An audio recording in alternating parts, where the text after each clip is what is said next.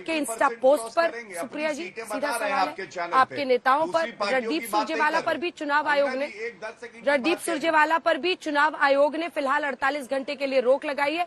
ऐसा ही उन्होंने पश्चिम बंगाल के राज्यपाल पर भी रोक लगा दी है कि कूच बिहार नहीं जा सकते हैं क्योंकि वहां पर पहले राउंड में वोटिंग है। दोनों पर आपका जवाब। मैं इन दोनों बातों का जवाब दूंगी। अपने ऊपर जो व्यक्तिगत उन्होंने कहा है मैं जरूर बोलना चाहती हूँ और अभी बोलती हूँ। इन्होंने कहा हिम्मत की कुछ बात कर रहे हैं ये।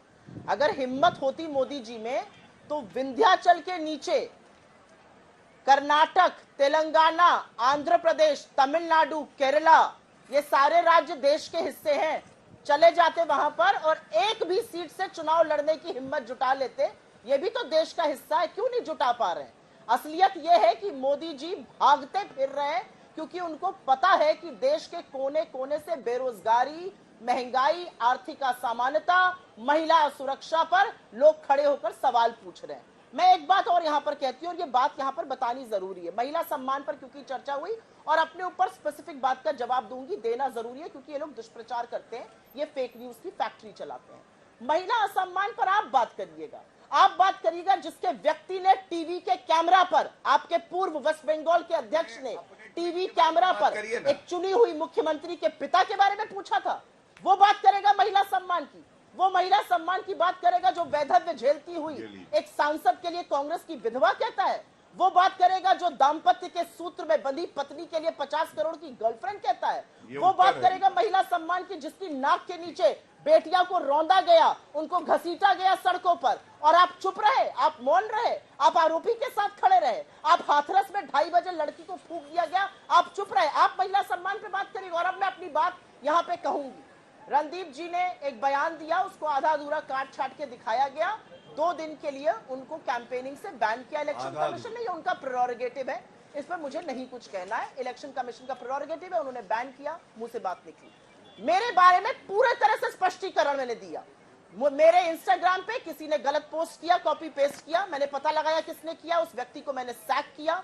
पुलिस केस भी रजिस्टर हुआ है, पुलिस मुझसे पूछताछ करेगी, मैं सब बताऊंगी। मैंने क्लैरिफिकेशन दिया, मैंने बोला मैं इसकी निंदा करती हूं। मेरे ट्विटर पे वो कहीं पर भी नहीं था और उसके बाद भी आदमखोरों की भीड़ बनकर बीजेपी ने मुझे 72 घंटे तक नोचने का प्रयास किया। ये असलियत है। मैंने पुलिस को भी सत्यता बताई है, मैंने चैनल्स को भी सत्यता बताई है और इस पर मैं बोलना और ज्यादा श्रेष्ठ नहीं समझती हूं। मुझे सिर्फ सेंसर किया गया। अगर मैंने कुछ गलत किया होता तो मेरे खिलाफ कार्रवाई करता इलेक्शन कमीशन। शर्म आनी चाहिए, शर्म आनी चाहिए मीडिया के उन चरण चुंबकों को जिन्होंने मिलकर एक व्यक्ति को नोचने का प्रयास किया। जबकि मैंने बोला जो हुआ वो गलत था, जबकि मैंने वो बोला उसको क्लैरिफाई किया, उसको रेक्टिफाई किया, उसको डिलीट किया और ये भी बोला किसी का एक्सेस था, उस व्यक्ति को नौकरी से निकाला। ये मैंने किया। पुलिस का केस है, पुलिस आएगी, मुझसे पूछताछ करेगी, मैं हर चीज पुलिस को बताऊंगी, मैं आईपी दूंगी। जब इनको पता चल गया कि मैं लखनऊ में थी और पोस्ट भोपाल से हुआ तो ये चुपचाप बैठ गए क्योंकि इनको पता चल गया कि मैंने वो किया ही नहीं था। ये इनकी असलियत है। आप आदमखोरों की भीड़ की तरह नोचते हैं। ठीक है, एक छोटा सा जवाब गौरव जी, क्योंकि अब मुझे सत्यप्रकाश मिश्र और सुनील सिंह यादव जी के पास जाना है। ठीक है, छोटा सा जवाब गौरव जी। वो कह रही है सैक कर दिया जिसने इंस्टा पोस्ट किया था पार्टी उनके मीडिया सेल से। सुप्रीम कोर्ट में मैं पढ़ देता हूँ। दूध का दूध और पानी का पानी हो जाएगा। हो सकता है किसी की आंखों से आंसू भी टपकने लगे। गाली वाली तो प्रवक्ता है लेकिन झूठी वाली प्रवक्ता है ये नहीं पता था। कह रही है इलेक्शन कमीशन ऑफ इंडिया ने तो मेरे खिलाफ कार्रवाई नहीं करी। अच्छा, तो ये पैरा 15 है। मैडम अंग्रेजी लगता है थोड़ी कमजोर रही है। ये भी राहुल गांधी की यूनिवर्सिटी से पास आउट है। क्या लिखता है election commission? Now therefore the commission hereby strongly condemns, और उसके बाद लिखता है to impugn statements made by Supriya Shrinate and strongly censures her for the above said misconduct. अब ये इनके लिए कुछ है नहीं, मालूम है क्यों? क्योंकि गाली देना, रोज लताड़ खाना, ये सब इनका चरित्र बन गया है, इसलिए ये सब बातें बोलती है। दूसरा, रणदीप सुरजेवाला पे इन्होंने झूठ बोला। इन्होंने कहा आधा अधूरा स्टेटमेंट, उनका पूरा statement election commission of India ने संज्ञान लिया। आप देखिए महिलाओं का सम्मान कितना करते हैं। पूरा स्टेटमेंट ये है। एमएलए शांत, मैडम शांत, अभी आ रही हूँ। ठीक है, मैं जवाब ले लूंगी, पूरा करने दीजिए। धन्यवाद। हाँ, पूरा तो कर ले। अरे आंखों में आंसू आ गए क्या? टिश्यू दो, टिश्यू दो। चलिए पूरा कर दूं। इनका झूठ पकड़ा जा रहा है, थोड़ा घबराई हुई है। देखिए, गौरव जी। उनका पूरा वक्तव्य ये था, पूरा देश सुनेगा और उसके बाद देश तय कर लेगा सम्मान किया या नहीं। एमएलए एमपी क्यों बनाते हैं? ताकि वो हमारी आवाज उठा सके, हमारी बात मनवाएं, इसलिए बनाते होंगे। कोई हेमा मालिनी तो है नहीं जो चाटने के लिए बनाते हैं। और आज प्रियंका वाड्रा गांधी से कंगना रनौत पे एक सवाल पत्रकार ने पूछा, तो उन्होंने कहा कंगना रनौत बेवकूफ है, उसके सवाल का उत्तर हम क्यों देंगे। मतलब गांधी परिवार के पास पूरी समझदारी इटली के बैग में आई है। और भारत की जो महिलाएं हैं जो अपनी मेहनत से आगे बढ़ती हैं, जिनका उपनाम नहीं लगा हुआ, उनकी कोई इज्जत ना गांधी परिवार करता है और ना महिला यहाँ पे गाली वाली प्रवक्ता करती है। एकदम छोटा सा सुप्रिया जी जवाब मुझे सुनील सिंह जी और अरे सत्य बहुत प्रकाश जी छोटा के सा पास जवाब। जाना है, वरना आप दोनों की जी सिर्फ हाँ, डिबेट बहुत है। छोटा सा जवाब दूंगी। मैं इन प्रवक्ता को ये बता दूं, अगर आपको लगता है कि आप इस देश की एक नारी को, इस देश की एक औरत को अपनी बेसिर पैर की बेलगाम बददिमाग बातों से उसकी आंख में आंसू ले आएंगे तो आप नारी शक्ति को जानते नहीं है।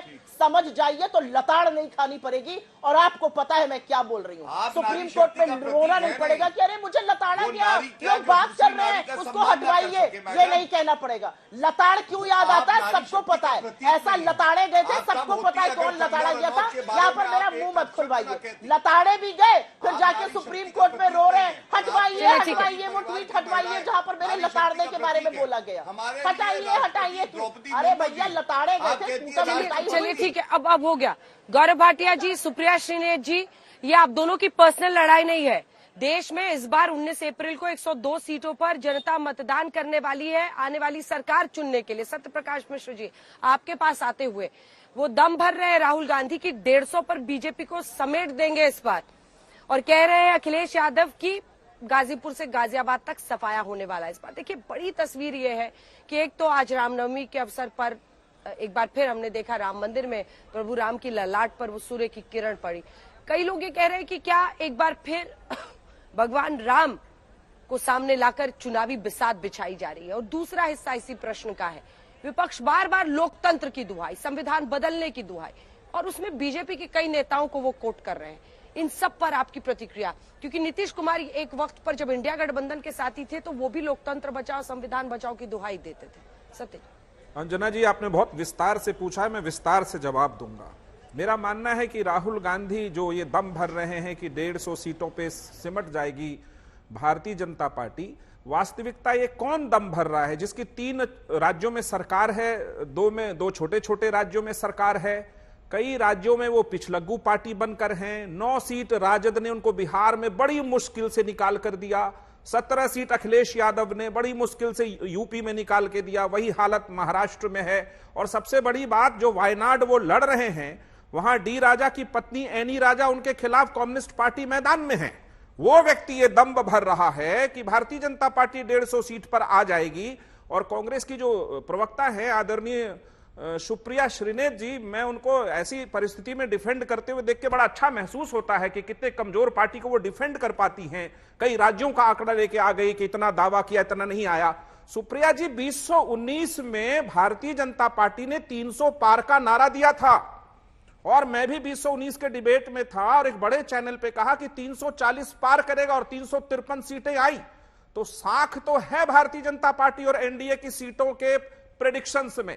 तो मुझे एक चीज और अच्छा लगता है राहुल गांधी जी के बारे में, वो कि छुट्टियां मनाने जाते हैं। तो अब ये सही वक्त है राहुल गांधी के लिए कि थाईलैंड में किसी आश्रम में कभी जाते हैं, कभी और कहीं जाते हैं, विपश्यना में भी जा सकते हैं। ये सही वक्त है। इस तरह के बयान जब आ रहे हैं सामने तो वो छुट्टी मनाने जाए, क्योंकि अमेठी से चुनाव लड़ने का दम जिस व्यक्ति में नहीं है, रायबरेली से चुनाव लड़ने का दम जिस व्यक्ति में नहीं है, वो दूसरी पार्टी के बारे में भविष्यवाणी कर रहा है कि 150 पे आ जाएंगे। तो इस बात को तो यहां से नकारते हैं।